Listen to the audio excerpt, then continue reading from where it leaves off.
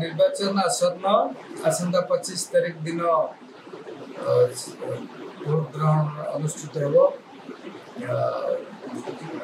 जहाँ प्रचार प्रसार विगत दिन मान चली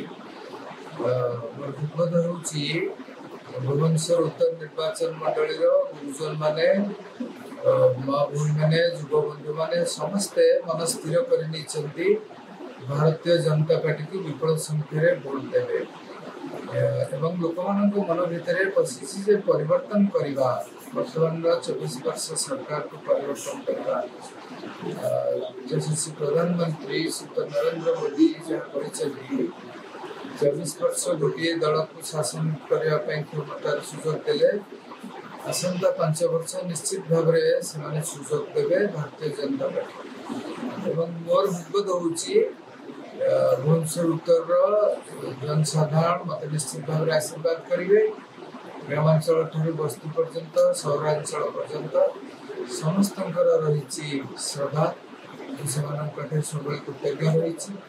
14-19 पर्यंत जो कम गुड़िक हो